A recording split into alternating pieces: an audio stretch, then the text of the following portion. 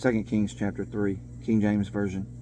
Now Jehoram the son of Ahab began to reign over Israel and Samaria the 18th year of Jehoshaphat king of Judah, and reigned 12 years. And he wrought evil in the sight of the Lord, but not like his father and like his mother. For he put away the image of Baal that his father had made. Nevertheless he cleaved unto the sins of Jeroboam the son of Nebat, which made Israel to sin. He departed not therefrom. And Mesha king of Moab was a sheep master, and rendered unto the king of Israel 100,000 lambs and 100,000 rams with the wool. But it came to pass, when Ahab was dead, that the king of Moab rebelled against the king of Israel. And King Jehoram went out of Samaria at the same time, and numbered all Israel. And he went and sent to Jehoshaphat the king of Judah, saying, The king of Moab hath rebelled against me. Wilt thou go with me against Moab to battle? And he said, I will go up.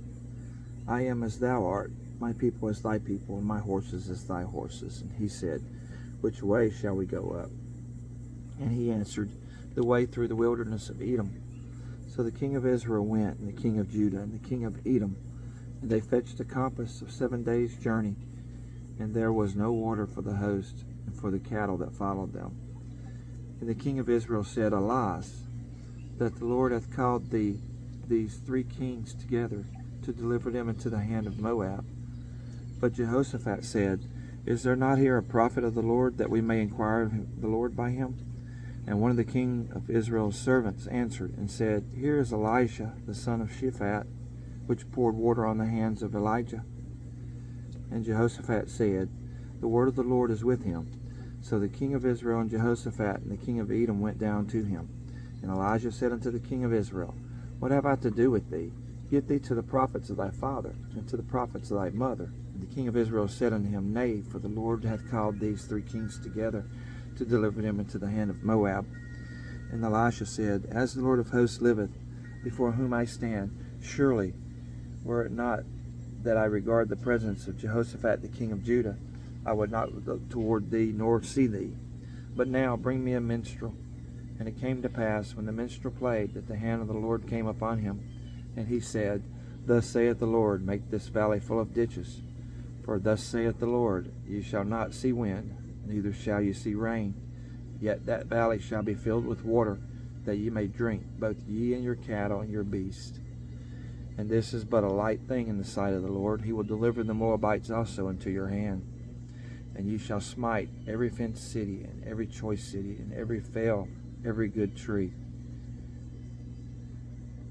and shall fell every good tree, and stop all wells of water, and mar every good piece of land with stones. And it came to pass in the morning, when the meat offering was offered, that, behold, there came water by the way of Edom, and the country was filled with water. And when all the Moabites heard that the kings were come up to fight against them, they gathered all they that were able to put on armor and upward, and stood in the border. And they rose up early in the morning, and the sun shone upon the water, and the Moabites saw the water on the other side as red as blood. And they said, This is blood, the kings are surely slain, and they have smitten one another. Now therefore, Moab, to the spoil.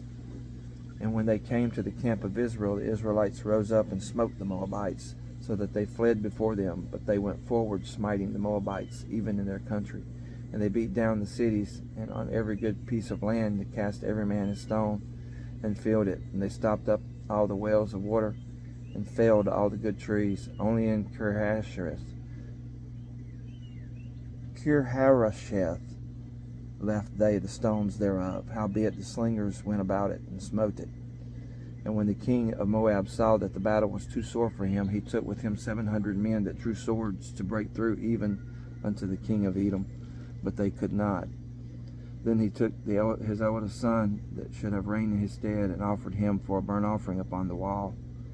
And there was great indignation against Israel, and they departed from him, and returned to their own land.